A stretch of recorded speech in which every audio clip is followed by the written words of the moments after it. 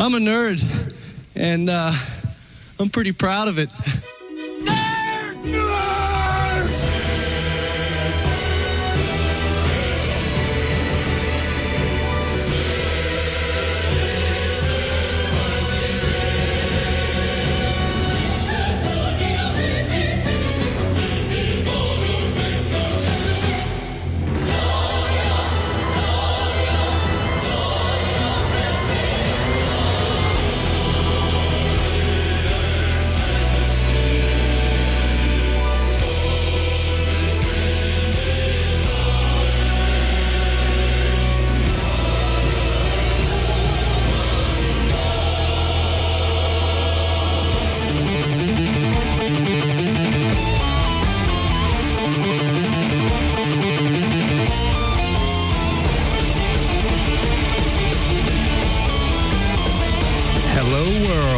This is Chris Abalo's podcast experiment, and I am Chris Abalo. Welcome to the show.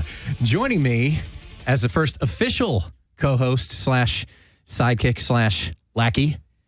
You know her, you love her, you want more of her, as we all do. Miss Candace Feltz is in the studio with me.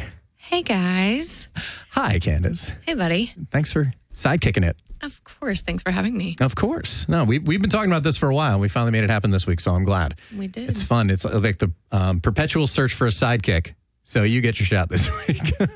Fingers crossed I don't mess it up. Yeah. Well, let's see how it goes. And of course, thank you to everybody who's been subscribing to the show and who's been tuning in live. A lot of people listening to Cape, and very happy about that. You know, I get a lot of tweets during the week, which is very cool to get the acknowledgement, the feedback from people, which we welcome that. You can tweet the show at Cape Pod, also Cape Pod on Instagram. Email the show, too. I keep forgetting to bring that up. capethepodcast@gmail.com. Praise only, no complaints. No, but seriously, suggestions or feedback, because we don't want to call it criticism, right? We don't call it that anymore. No. It's a very polite society we live in. So, yeah, give us your feedback. We want to hear from you. And, of course, follow me at Chris Abalo on Twitter, and Chris sells out on Instagram.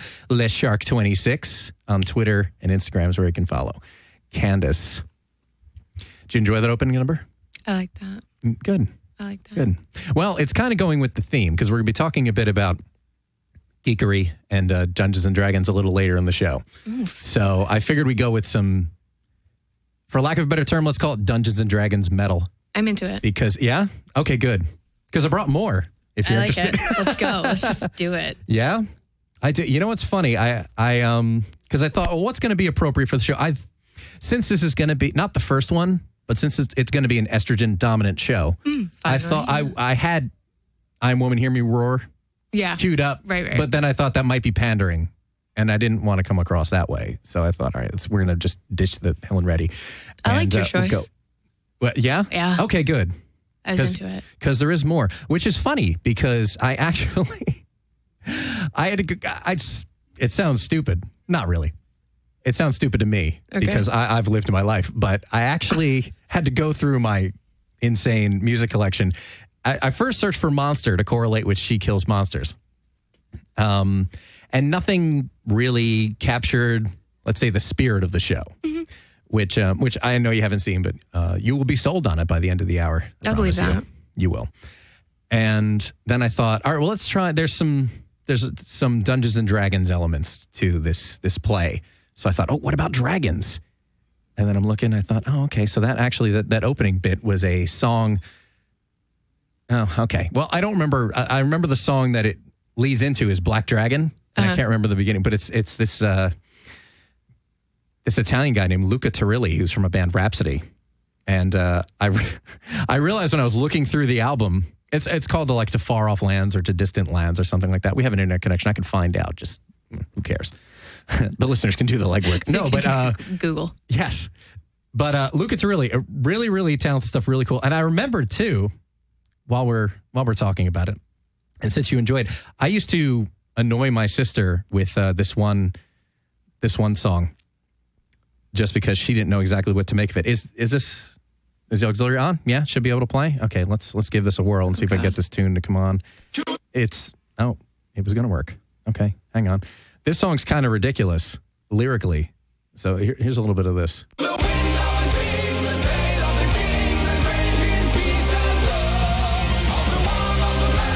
for it. Yes, the song is called The Ancient Forest of Elves. Perfect. Yeah, I'm not making that up. That's fantastic. It really is. And my sister used to make fun. This came out in 99, so I'm 18 when I bought this CD. Wow. And you were in diapers. And so I would, for some reason, I had to blast this song out of all 11 tracks on the album. I had to blast this one. And my sister used to imitate it to me because it just annoyed her greatly, like most things I do, because I'm the younger brother. So it kind of goes with the territory. I think I'm just going to let this play under us, actually. And I'm kind of into this. It's really, really good. There's something that's catchy about it. It's super catchy, and it's got a real, as you can tell from the intro song, there's a real orchestral feel to it. Yeah. Which is great, and it gets very operatic. I feel like you could like blast this in your car, just driving down the street, like yes, just going crazy. It'd be pretty sweet. I'm afraid I'm actually going to hurt my now. I was going to do the headbang, but not only will the headphones go flying, and I'll owe $3,000 to Skidrow Studios, but I thought I'm going to hurt myself. Don't do that. Just take it easy. Let's not. Just put it in your mind instead. Yes, or just play it as a bed underneath, like we're doing right now. But so this is what you listened to, circa '99. I did, which actually I think I got this CD in 2000 or maybe 2001 because after you survived Y2K. Yes. Thankfully, after Y2K, Napster was still running, and I was able to find Luca Turilli, because this wasn't even released in America, which is a crime. I mean, now it is because it's available digitally, but at the time... Yeah, well, at the time, it was totally different. Well, yeah, and I paid $22 to import a CD from Europe because I was, well, number one, I was 18, so I didn't have rent. This is pre-cell phone. Yeah, I mean, I didn't AOL dial-up connection, and I wasn't paying for it, so what the hell? Right. Most importantly, you were an 18-year-old kid, so $22 on an imported album was like a great investment. It was. Well, you know what? Gas was like $1.09 on the high end, don't even so talk it wasn't to me that about bad. And I said I wasn't going to go into old man territory anymore. No, and I'm not. But you can't help it. Well, not just that. These are facts, though. This was the age. This was true. 99, 2000, 2001. Now, the funny thing is, because I'm pretty sure I have it on here.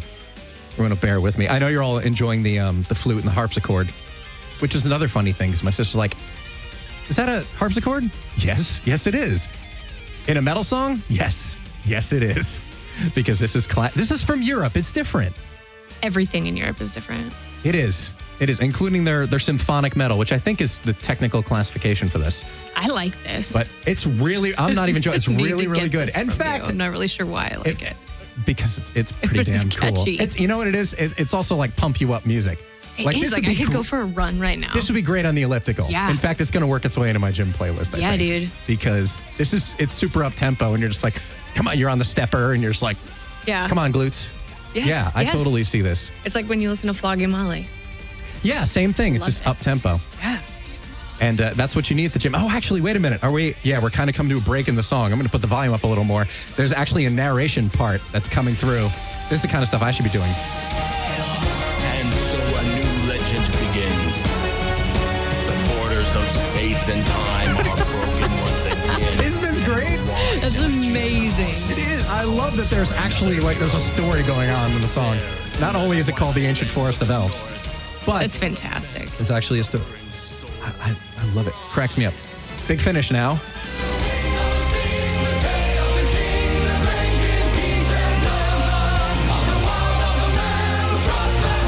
Good stuff. I'm really pleased that you like this. I thought that it would be more than you probably should. No, I really do. Plus, it talks about mystical creatures. Who doesn't love that? And again, I thought I don't have a whole lot of Dungeons and Dragons stuff. And I was worried too. I thought, I wonder if as soon as I hit play, I'm like, if Candace doesn't like this, I'm going to find something else. I think I do. Oh, I do. You know what? This might be more your speed. You're an asshole. I'm serious. Look, you're an asshole. Hey, I'm on your side. Indigo Girls. I have it on my phone. Clearly. Yeah, you know all the words. I do too. Funnily enough. I would be remiss not to. Well, I think it's on the application. My lesbian card. Yes. Yeah, it is. Do you know Indigo Girls? Yes. Yes. Tegan and Sarah, obviously. Well, I'm not being look, like I said, it's on my phone. I'm not. Or you're a lesbian. I'm not sure which one. No joke. not even 3 months after I bought the last album, the Luca Turilli album, which look for, I'll put all the links on chrisabella.com. Look for the Cape 42 post, the post associated with this episode, and you'll be able to get it. In case you can't spell Luca Turilli, which I wouldn't blame you because it sounds like a pasta dish. But I seriously, after I was not playing in metal bands at the time, I was looking to get more eclectic because now I was 19 and now I was out of high school and I was a sophisticated musician. I was. And I started playing guitar for this kind of singer-songwriter. And no joke, she said, I want to do stuff like Sarah McLachlan, Indigo Girl. And this is totally outside my range. Coming off the song we just listened to, you wouldn't have thought, like, this is a little bit of a stretch for me. And I'm like, acoustic what? Guitar, you say? And I learned the song, and I fell in love with the Indigo Girls as much as a 19-year-old boy would be allowed to. Right. And I'm dead serious, though. I love this album. It's a good one. It is. And I really like the song. Blood and Fire is actually my favorite song. It's a good one. Anybody out there is wondering what my favorite Indigo Girls song is, we've solved it. It's taken, 11 live shows we've done, and now everybody knows my favorite Indigo Girls song. It is. So you're all welcome. And you're a closeted lesbian. Congratulations. You know what? I just outed you. It's true. I've been into women my entire life. You have. So it's funny that you played this yesterday. I was driving with my fiance and we were listening to the iPod just on shuffle, which you never know what you're going to get because I have stuff on there from like when I was a teenager, which we all know sometimes is not as good as that song you just played me. Well, and I was making the more you fun know. of exactly the more you know. Backstreet Boys, it's fine. I was like, why do I have so much Indigo Girls? And she was like, do you need the answer? And I was like, I know, but like I feel like such a stereotype. And she's like, it's fine. And just 3 minutes after we get done with that conversation, an Indigo Girls song comes on. And I'm nice. Like, the last Indigo Girls CD I bought was probably 10 years ago. I forget the name of it. It's got a cartoon cover on it. That's all I can remember. It's a girl like walking across a log or something. I weirdly No somehow subtext. acquired the Christmas album they just recently did. Oh, now I'm back in. Like last year. I didn't know they did. Yeah, I think that's a year or two old, but it's actually pretty decent. I mean, they're good, so. Look, if there are guitar players listening, if you haven't tuned out already, just check out this first Indigo Girls album because it's really, really good. As a guitar player, I'd never played anything like this before, and I'd learn Closer to Fine, and I'd actually break out my capo, which sounds like a sex thing in itself, but and play the song in key.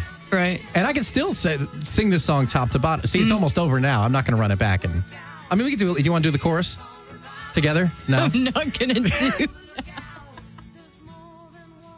Candace is like, you're lucky I'm here at all. I'm not coming in to sing it Indigo Girls. You really thought I was an asshole for putting this on, though.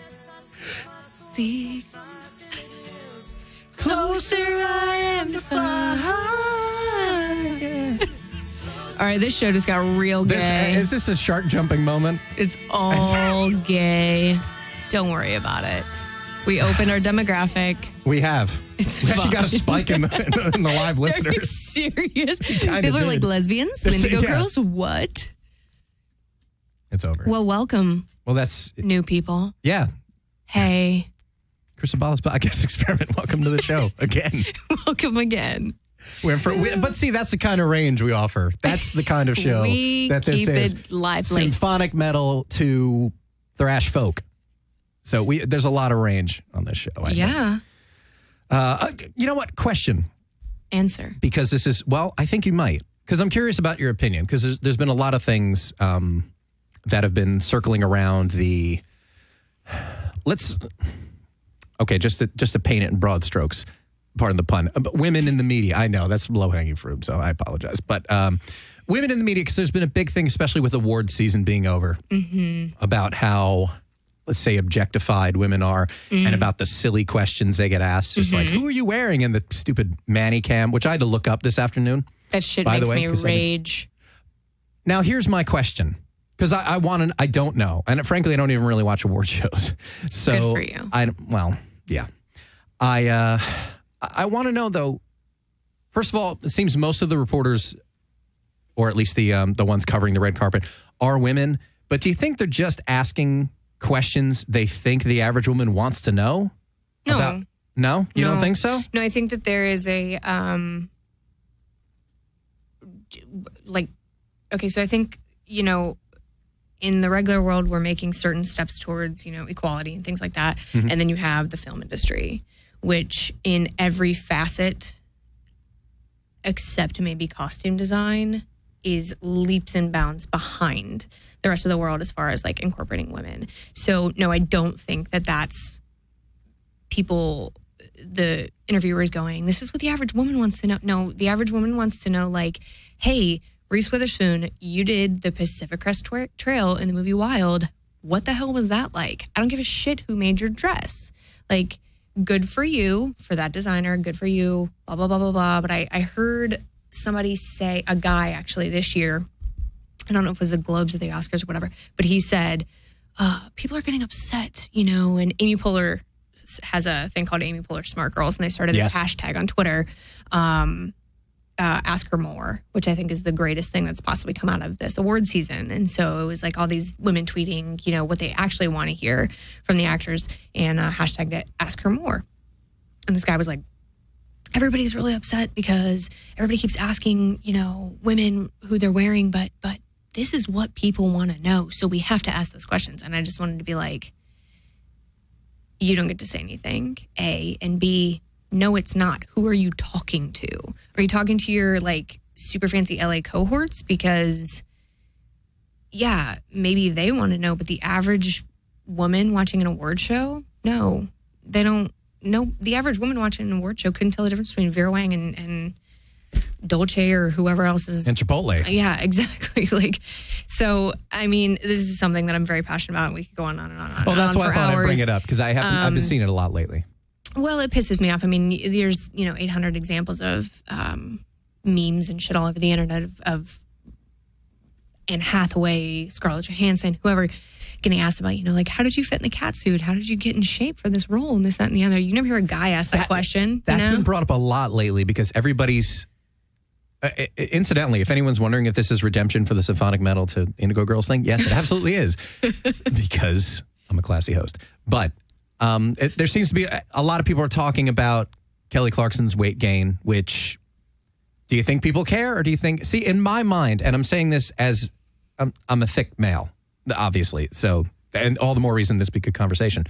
But in my mind, I look at it as, yeah, I think it might be kind of a catty woman thing, where they're thinking like, how did she gain weight? Wow, she doesn't look like she did. I mean, no, but who looks like they did 12 years ago?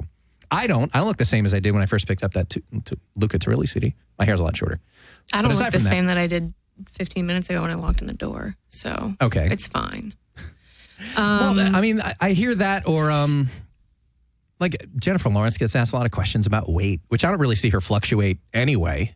No, but it would draw attention, Hollywood counts in centimeters, not in ounces. Bastards. Well, I think her weight fluctuation matters in only as far as women who have weight fluctuation look at her and go, she's beautiful no matter what. Because I don't give a shit who you are. Kelly Clarkson's hot. Whatever version of Kelly Clarkson she wants to be, she can belt, and even hotter, she doesn't give a shit what anybody else thinks. And that's the best part. But I don't is that stuff that we need to be talking about? Is that stuff that should be a topic on Entertainment Tonight? Oh, Kelly Clarkson, blah, blah, blah, blah. Kelly Clarkson also just had a baby.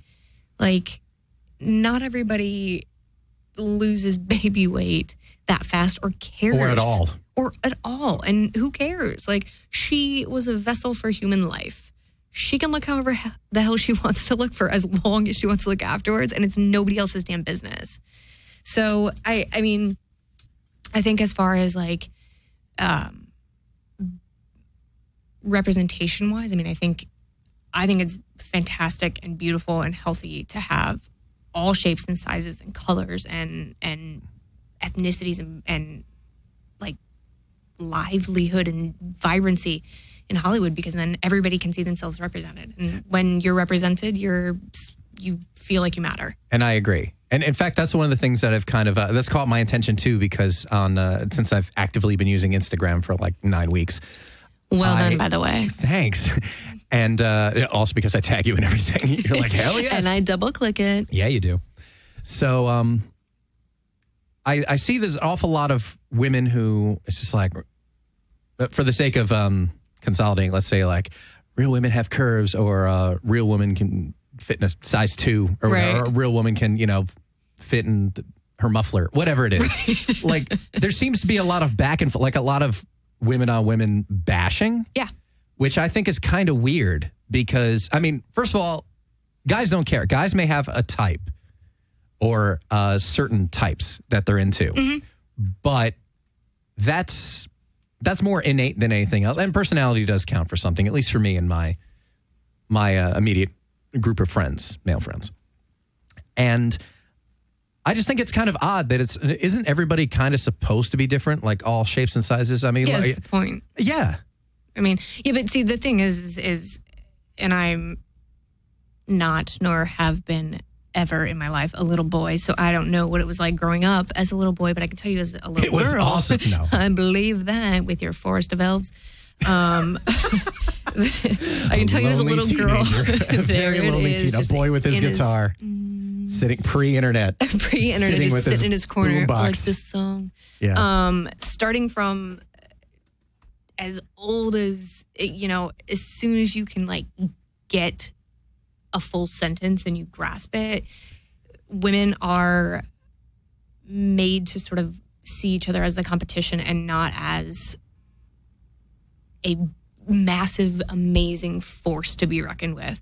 And if we would all just stop bitching at each other and comparing and a lot of that bitter, like, oh, well, she's, so-and-so or whatever, is not coming from a place of the catty surface that it looks like it's coming from. It's coming from a place of insecurity in their own self and coming from a very inherent seed that was planted a super long time ago that says you have to look like, what's the hottest girl in the world, or you have to look like what the males think is the best thing, and you have to look at the girl next to you as a competition and not as, like, for lack of a better phrasing, like your sister in this world that can go and kick ass and take names with you. And I think that's we're in a very pivotal time right now because I think a lot of people are really pushing against that sort of norm in the machine to be like, we're all going to take this and we're going to run with it versus, 5-10 years ago when it was like a mess and we were all like, I hate you and you don't look like a supermodel, so screw off. Download mixtapes.org. What's happening right now? Yeah. Are you about to play True Colors? No. Okay. It's about to play I'm Every Woman, but I tapped on the wrong video. I'm trying to back you up. I appreciate that.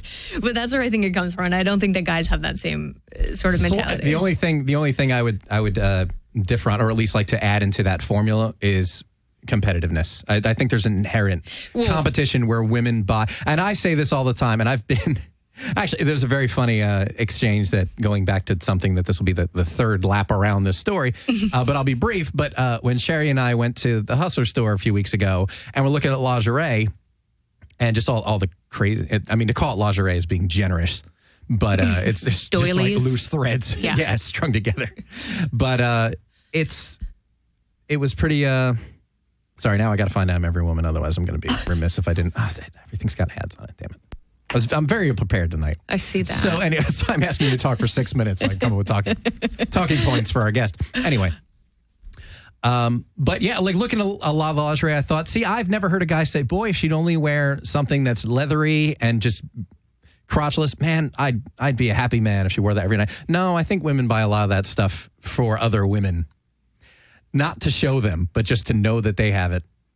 And I mean, guys like it, but we're stupid. So there's and again, I know from experience.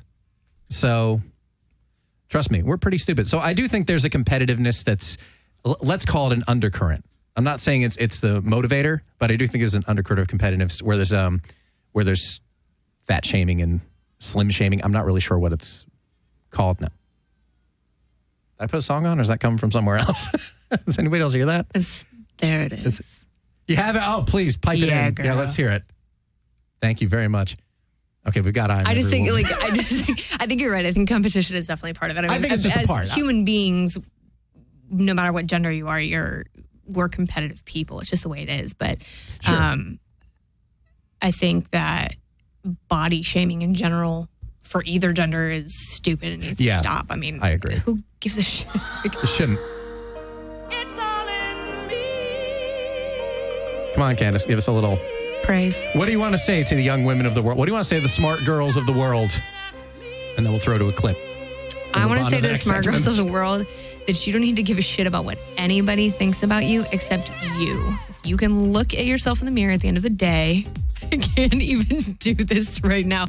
I'm sorry. I'll turn around. I have little nieces, and all I want to do is tell them, like, you are in charge of everything in your life. And no matter what anybody else says to you, you are you. You are awesome. You are beautiful. I don't give a shit what you look like, how big, how little, how blonde, how redhead, how whatever. You're awesome. You're brilliant. You're smart. And don't let anybody tell you that being assertive, being confident, being bossy is a bad thing. Those are all good things. And you take it and you run with it. I hope somebody auto-tunes that and puts this on it. Yeah, that's right. That's more like it. You want done, baby? This is going to be an estrogen-dominant show. I was kind of joking, but you weren't kind of joking. Well, no, I mean... 2 people in this room are going to be I walked in estrogen. with Indigo Girls on my phone, so I was just asking for it. You were more of a lesbian than I was coming in here. All right, I've been called worse. That's fair. All right, so, I did want to ask you about that because I know you have some perspective, and I know you are of the thinking of that women should be empowering each other and not hell yeah kind of attacking each other, and there seems to be a lot of that. We're all so awesome. Hey, look, I'm with you. You and I are on the same team when it comes to this. Yeah, man. So, all right. Anyway, before we bring in our guest, we are going to play you a clip, more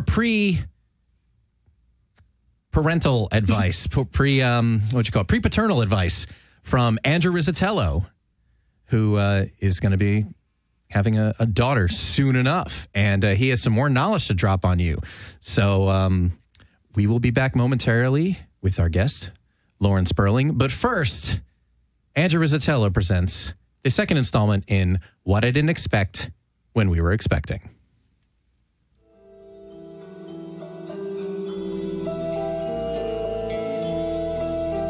Hello, everyone.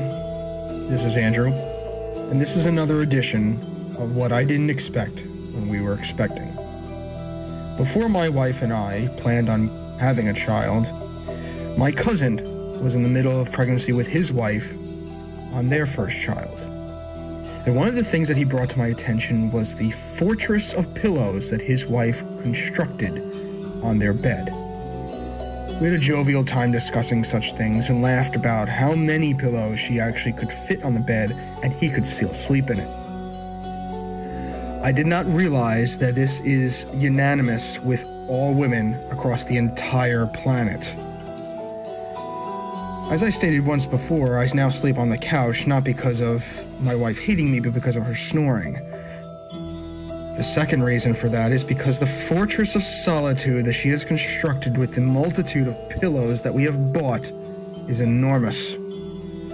Now, I understand that there are reasons for the woman having to do this. She is now 7 months pregnant, so it's a little uncomfortable for her to sleep on her back. And according to her, being also a nurse, apparently you cannot sleep on one side of your body because there is a vein that runs up that side that will actually damage the child if constricted. So she can only sleep on one side of her body. That side of her body is facing me. That side of her body pushes me off the bed with the wall. If anyone is a Game of Thrones fan out there, the watchers on the wall would be awestruck with the height of what she has built out of pillows.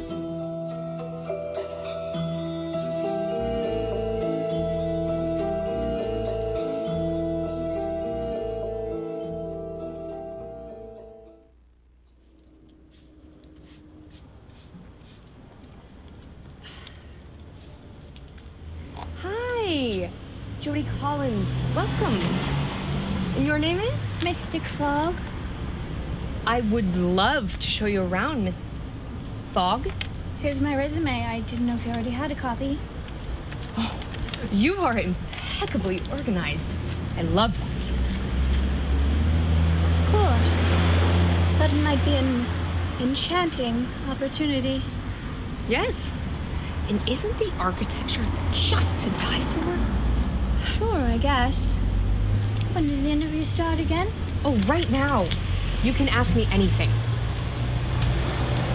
Look, Mystic, I know you're nervous, but you don't need to be. You brought your resume. You are leaps and bounds ahead of anyone else. You're ready for this. You strike me as a swimmer. There's a lovely pool out back. I would love to introduce you to. Follow me this way. I don't believe in bathing suits.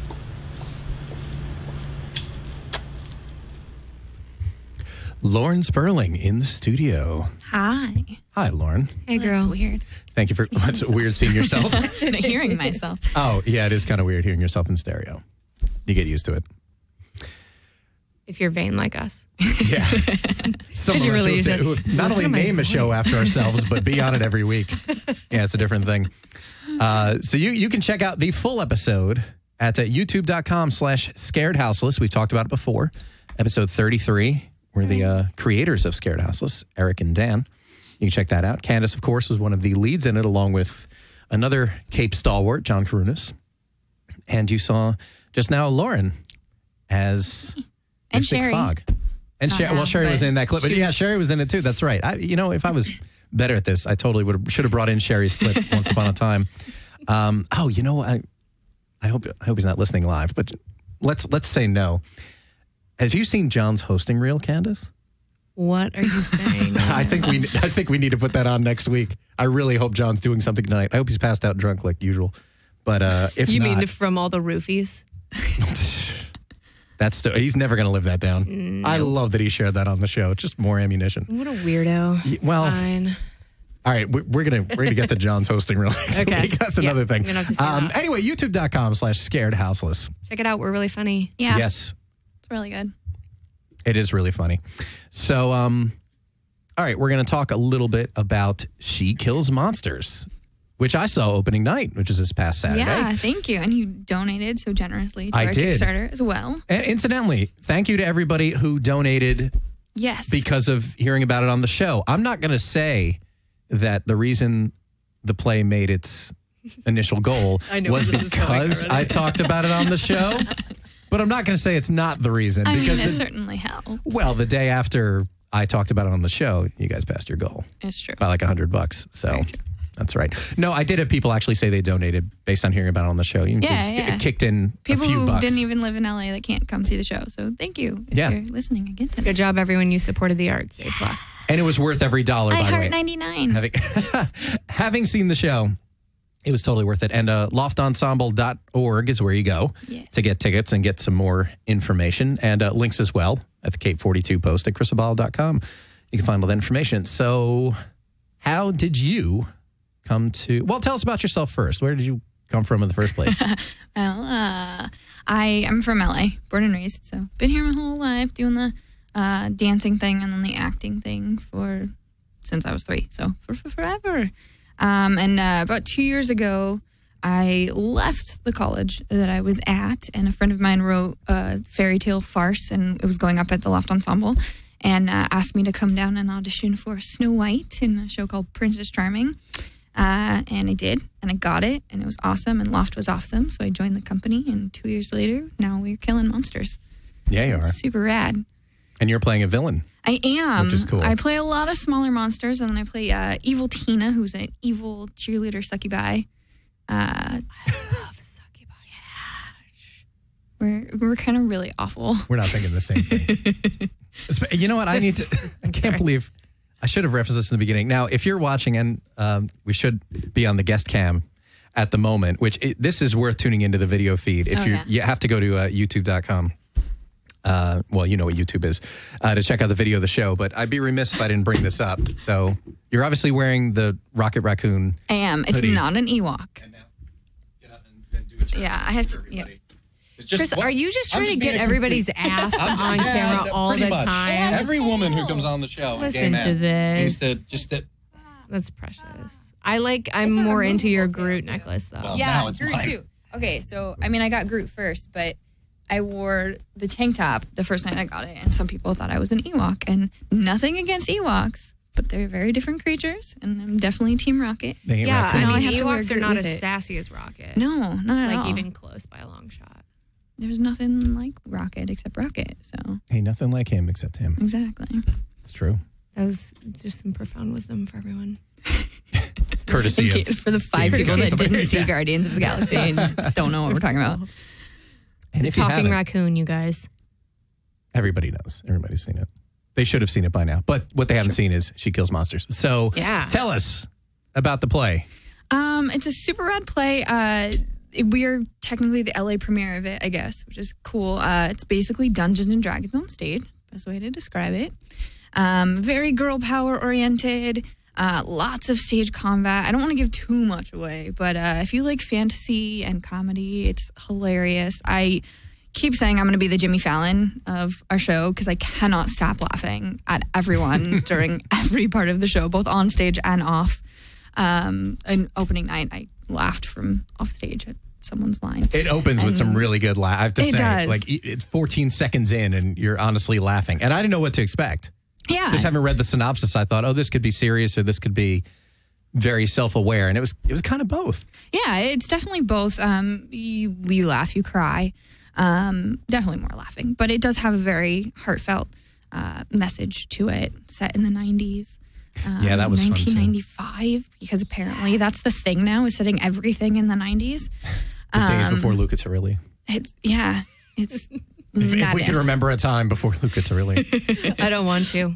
Now you're just like, where's this been my whole life? I'm going to shoot back quite a few years. I need some symphonic metal in my life. If you're wondering what I'm listening to, if you see me on the street.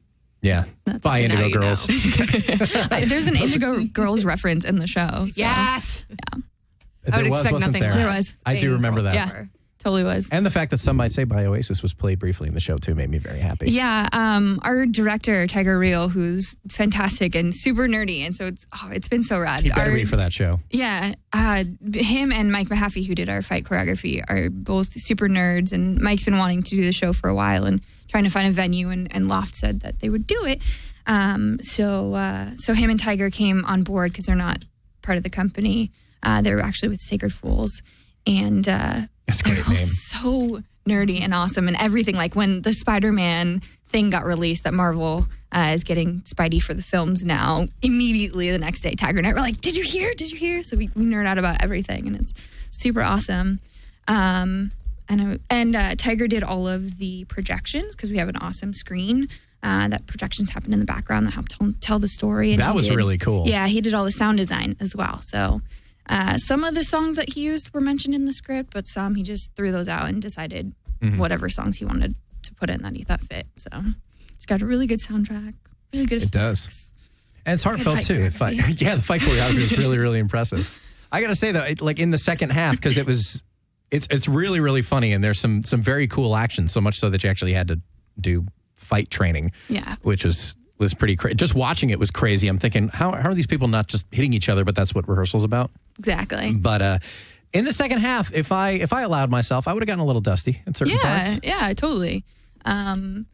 It basically, so the show is about this girl, Agnes, who lost her entire family in a car crash. You learn that in the prologue, so not giving too much away. And her little sister was significantly younger than her and super nerdy, and Agnes is the girly girl into boys. And so she learns about her sister by going through a game of Dungeons and Dragons that her sister wrote the module for. So Agnes is learning and growing and finding out these things about her sister that she didn't know. So it's, as the show says, it's not therapy, but it kind of ends up being therapy for Agnes. So Yeah, because she's learning about this person through what was private to her. yeah, exactly. Which is very cool. Tilly wasn't going to share this. Tilly's the younger sister.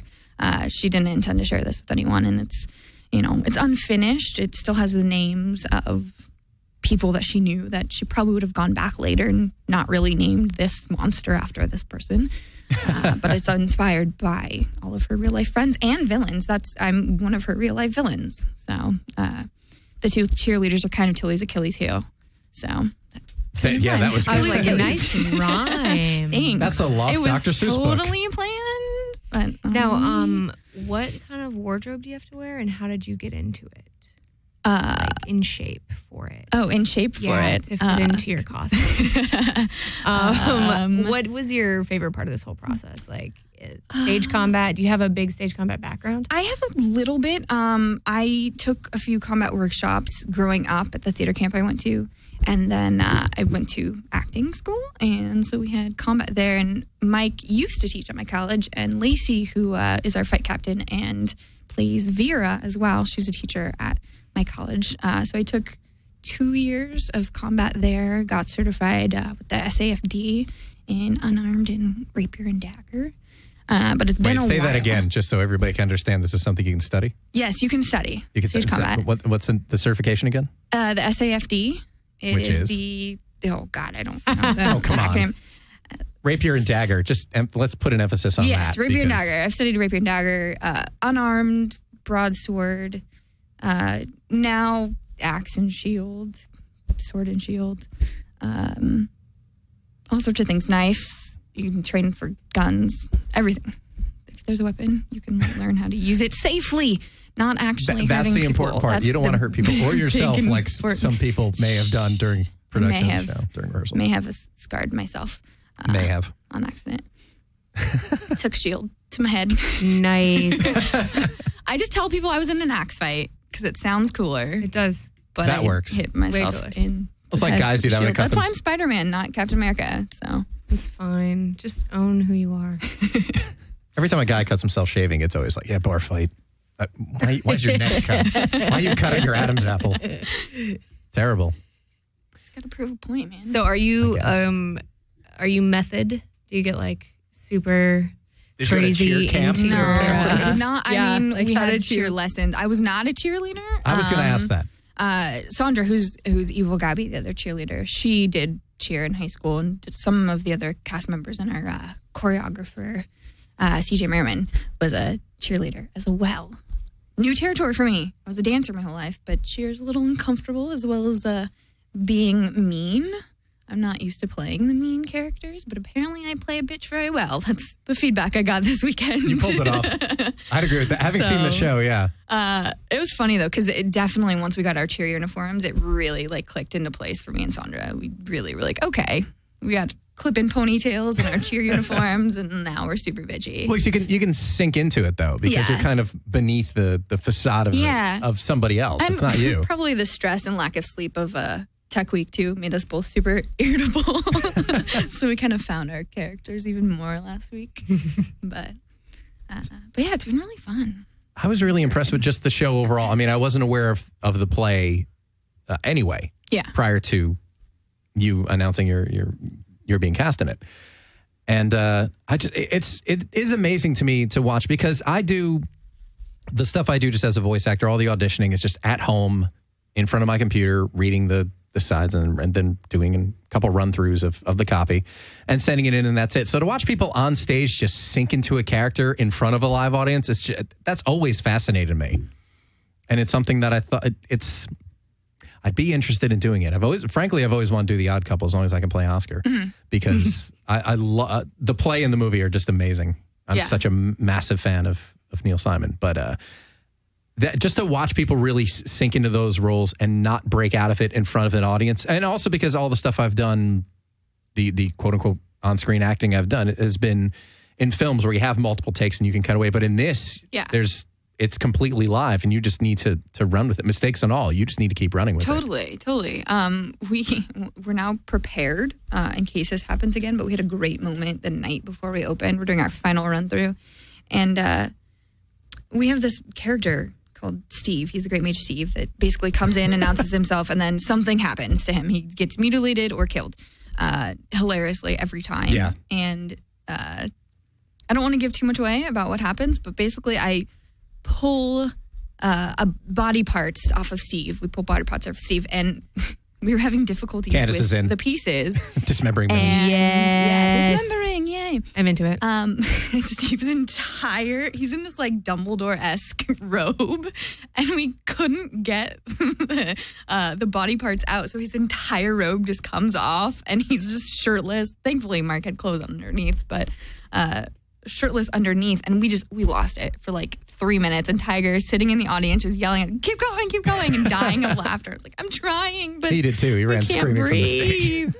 Yeah, he did. It was really funny. Everyone backstage didn't know what was going on, and Mark comes running back. Mark Leclerc plays Steve really hilariously. He steals the scene with 2 lines. He does. He runs backstage and he's half naked. And I was like, what was that? Like, why is everyone laughing? He's like, because my clothes literally came off on stage. Like, I kind of hope it happens again, but at the same time, I know I'm going to lose it. Like, this is why you have tech. Exactly. So everything can go wrong before. Fingers crossed. Yeah, right. Whatever kind of. I know. I was like, is this what? I'm like, no, cardboard. Let's go with it. You've done some theater, haven't you, Candace? I did Christmas Carol this past season, and most of my theater background is all improv. Gotcha. Which is still the same. You still need to get into a character, and you can't come back out because then you essentially fail. I mean, yeah, you just have no preparation. You don't get any time to prepare anything. It's kind of like the show. Yes. And this is immortalized forever. Exactly. Show. But yeah, no, my theater background is pretty limited. Okay. Just improv, and then I did Christmas Carol this my theater background is limited to 7th grade, where I got the lead in Oliver Twist. I got Oliver because I was the only 7th grader who could do a British accent. And then it fell apart because nobody wanted to come to rehearsal, myself included. So it never even happened. But I did get the lead in a play when I was 13. Well, congratulations. Thanks. I did some crew 20 years on later, Our Town. you had to pay off. You're still going with One it. day. Now I'm the lead in my own show. When I was 13, I was crew. You were who? For Stage Our crew? Town, stage crew. Oh. And I was in 8th grade, and I was so mad because I wanted to get cast, and I didn't get cast, so they put me on crew. So we were wearing all black, and they bought us donuts, and my friend and I missed half our cues because we were seeing how many donuts we could shove in our mouth at one time. Well, what'd you say, 8th grade? Of course. 12, 13, I was like, don't cast me? Fine. I'm going to eat all the donuts. I can eat my weight in donuts. That's what I say. Sometimes crew is more fun than being in the show. That's all through college. I never got cast in any of the main stage shows, so I was assistant stage manager, and we're on headsets the whole show. Half the time I had to hide like under the stage or in the set for whatever I was doing in the show, like giving them blood packets or whatever it was. Just what play was this? There were a couple. We did what was it called? The Love of the Nightingale? I don't know who it's by. Yeah, that one's news to me.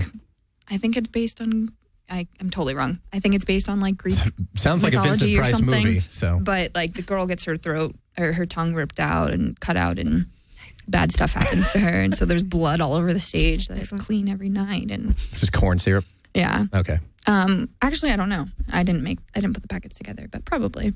And then for Crucible, I had to like hide on the stage to release the nooses at the end, but the set was built out of wood, but there were like giant gaps between the wood planks. Mm-hmm. So there was a very specific time that once the door was open, it was open the rest of the show. So I had to run back to the pulley system before they opened the door and then stay back there for the last like 20 minutes of the show. And everyone on headset, we just messed around with each other. Lindsay, my stage manager, is now one of my really good friends, but we just joked around on headset, and I couldn't laugh. I was sitting on the darn stage. It was so frustrating, but also really fun. I got to chop up wood for the Crucible. Like, we needed more for the props, and so no one was doing it, so I took the extra logs and the axe out back and just started chopping wood. Never done this in my life. You're selling California girl, students. why do I need to chop wood? Everyone wants to be on crew now because they're like, I can chop wood. I don't need to be on stage. I don't need to tread the boards. I'm going to make them. Well, I was 13. I was sitting in like a janitor closet eating donuts. There you I go. moved like one chair. That was more like me. Yeah, because our town has like nothing. Most of the has time you're nothing, supposed but to do it with yeah. no props or set, really. It was really limited because it was 8th grade. So it was just like, you're the new kid in town. We don't want to cast you. So here, sit in the closet and we're all black. That's dumb. I was like, joke's on you. I ate all the donuts, bitches. You all hang out on stage. I'm just going to eat crafty. Me and my friend back in the closet eating a dozen donuts. Nice. They have Dunkin' Donuts in Chicago? They do, right? Hell yeah, they had Dunkin' Donuts, but this was down in South Carolina, so it was Krispy Kreme, Oh. just shit donuts. I know. Nobody believes me. But No, I know that because we have like, one Dunkin' Donuts around here now? in It's the Santa Monica, but or something? the line's always around the block. And I'm Yeah. like, I love donuts, but not Not that much. an hour and a half's worth. Not when I can fly into an airport pretty much anywhere else and get one. I know. On the way out. Tell me about it. People who grew up in California don't know what you've been missing. No, You've probably been Krispy elsewhere, Kreme, right? Delicious.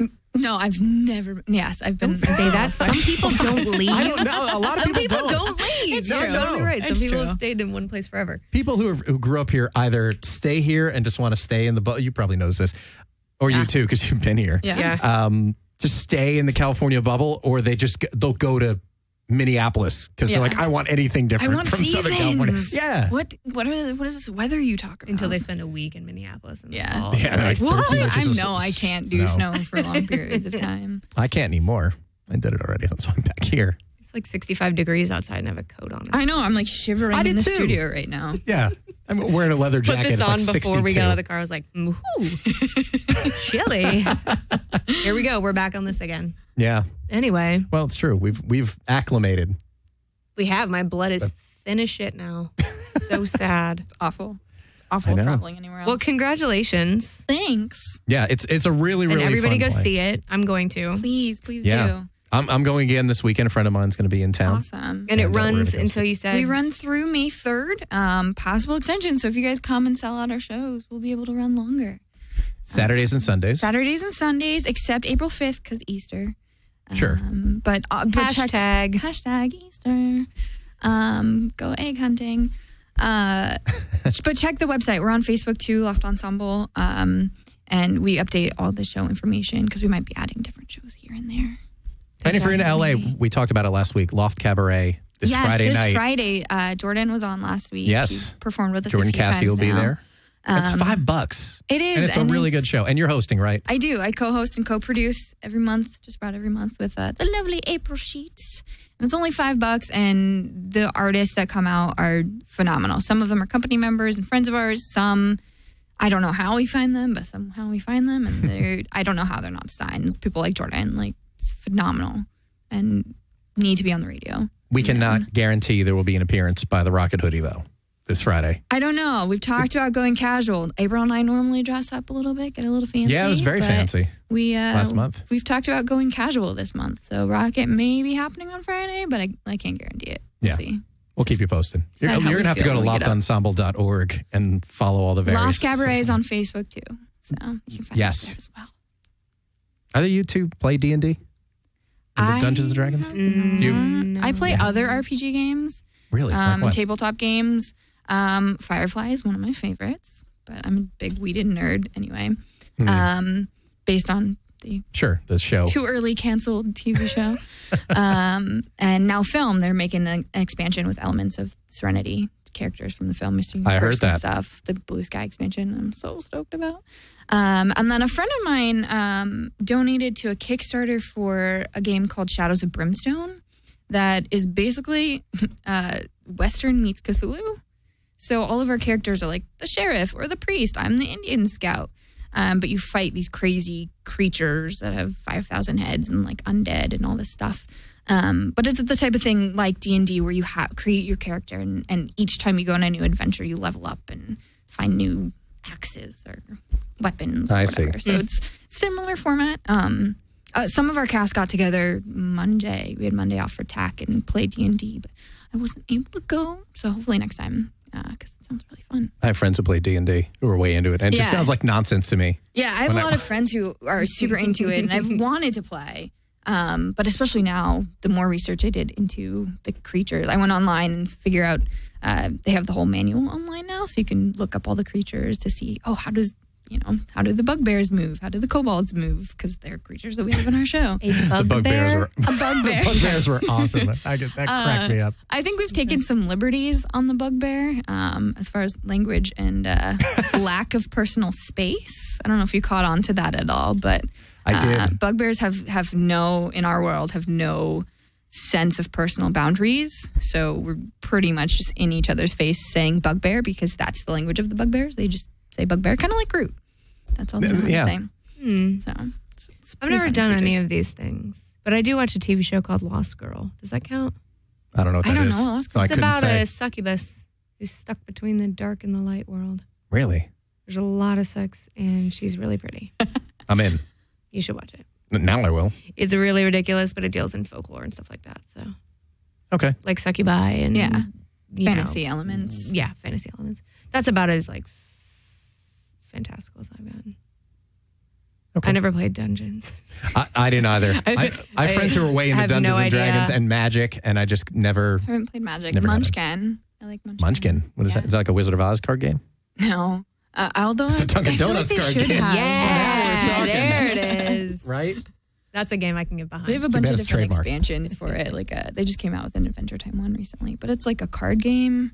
I don't really know how to explain it. I'm bad at this, but it's a fantasy card game. You pick They're not a sponsor, don't different worry. cards and create different creatures based on the cards you get. So you don't continue to play as that character every time you play. It's fate about the cards, and you fight different monsters and level up and things. So, but it's not a continual character like D&D is. But it's a card game RPG kind of thing. Yeah, Gotcha. yeah. It's fun. Sorry, the closest I'm getting is I just want to go to Comic-Con. So Comic-Con Everybody is does. Hotels fun. go on There. sale tomorrow. Hotel Oh, rooms. Oh shit! I Did gotta you- get on that. Did you all know that? Is this breaking news? Breaking You all news. must have known that. I'm A really coworker of last mine minute goes when every it comes to Comic-Con. Oh, so you don't have Kinda tickets just already? Find my way. You just show up, Yeah. show a little leg, and I somebody lets you in. I managed to get tickets and hotel legally. I promise. I don't like copy fake badges or anything, but I'm very, very blessed to get tickets most of the time. Nice. And then last minute, I'm like, oh, I need a hotel. Whoops. But it's happened the last 2 years, so End up it's- couch surfing for the weekend. Staying on Thankfully, people's- no. Well, sort of. No. You don't have to Yeah. answer that. It's okay. I was like, no, last year I booked my own hotel, but the year Oh, okay. before I kind of crashed. I paid for it. I contributed to the fund, but it's really fun. It's madness, though. Like, it's That's why I gotten haven't- huge. That's why I haven't gotten any cons. Because I know once I go, I'm going to want to go to all of them, and I The can't. thing, though, about Comic-Con is they literally take over downtown San Diego. Oh, yeah. And there's so many free events as well, so you don't necessarily have to get a badge to participate in the fun. That's true, because there are events going on surrounding it. That even Yeah. if you don't go to the con, there's still so much to get Yeah, around, and they're big around things. it, Like which is last cool. year, they had the Game of Thrones experience, and Gotham had a zip line that you could do. Ooh. What? Yeah. I never got to do it because we were going to do it Sunday, and then it rained, and I was bummed. But One so, one Yeah. of When 3 you say days it rain, rains. you mean like it spit on you? no, I think people probably spit on me like all 4 days That's because probably true. you get so gross at cons. But I thought it was what you were wearing. It's like, no, I cosplay this year, which was really fun because I didn't my first year. surprised they let you in at all.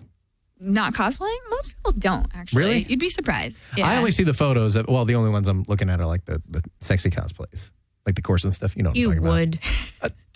I about. would. Don't sneer at me Anyone for of that. any size and any gender can cosplay I'm all anything for they it. want. But there's some, I heard rumblings of, this will probably, we do a whole other hour on it and we're out of time, but Yeah. I've heard things about they're trying to work in restrictions on sexy cosplay or like models or booth I heard girls or that things too. like that. I heard things yeah. about that they're trying to cut down on that because it's become like a family event, which is weird because once upon a time it was like Stan Lee this year and he was like the big guest 20 years ago.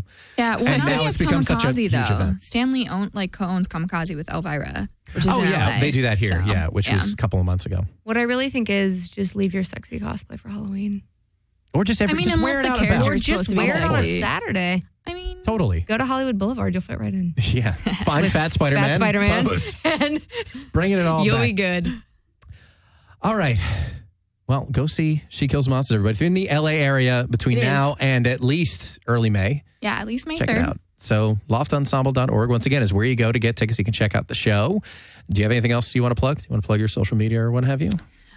You can find my actor Facebook on, Lauren Sperling on Facebook, which you shared earlier when you I promoted did. the show. And we'll share it again at Yeah. chrisbell.com. But Loft Cabaret and Loft Ensemble on Facebook. You can find us both there. Definitely. And of course, follow the great Candace at LizShark26 on Twitter and Instagram.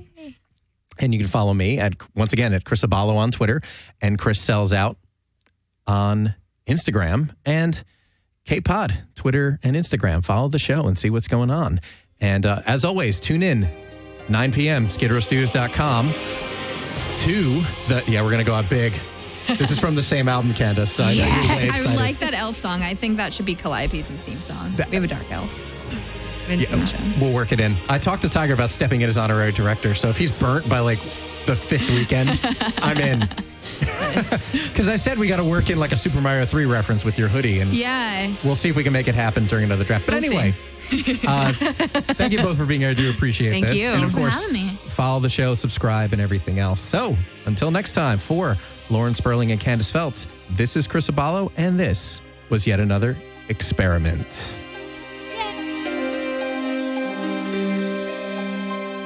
Are all nerds as good as you? Yes. How come?